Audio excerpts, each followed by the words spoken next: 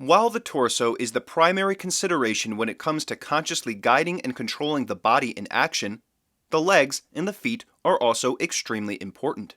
F.M. Alexander wrote, "The primary principle involved in attaining a correct standing position is the placing of the feet in that position which will ensure their greatest effect as base, pivot, and fulcrum, and thereby throw the limbs and trunk into that pose in which they may be correctly influenced and aided by the force of gravity."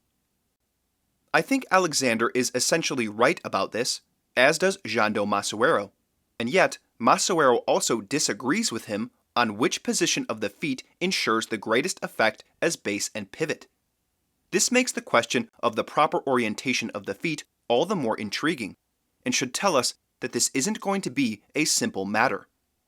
The leg is certainly more complex than the torso. The torso is essentially two boxes connected by a flexible jointed spine. The leg, on the other hand, is made of the hip joint, which is a ball and socket joint that connects the upper leg to the torso, the knee, which is the joint connecting the upper leg and lower leg, the ankle, which connects the lower leg and the foot itself, which is capable of many different movements, and of course the toes as well. There are also two legs, and they make different movements at the same time quite frequently. The problems that manifest in the legs are of a complex nature. Not so complex that we won't be able to understand them. However, there are a number of pieces to put together. But what at first seems difficult to remember eventually becomes obvious. So let's dive right in. We can recall from the series on the torso that people tend to lean forward with their torso, to the point that the torso ends up forward of the ankle. We saw that the IT band, an important fascia of the body, is made slack when the lower end of the torso is habitually rotated forward and down at the front. Of course, even when we discuss the legs, the influence of the torso is always relevant.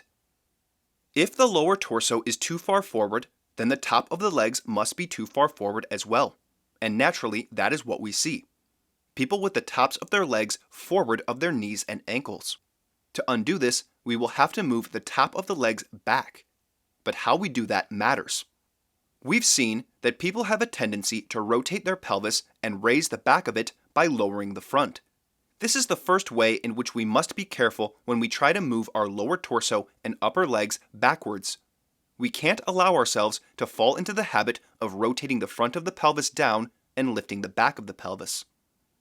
We know we need to move the weight of the torso backwards, which means taking the weight off of the front of the feet and bringing it more onto the heels. We also need to take the weight off of the front of the knee and bring it to the back of the knee. Now, a basic question we can start with is, do we want the weight of our body to be on the inside of the foot or the outside of the foot? And similarly, do we want the weight on the inside of the knee or the outside of the knee?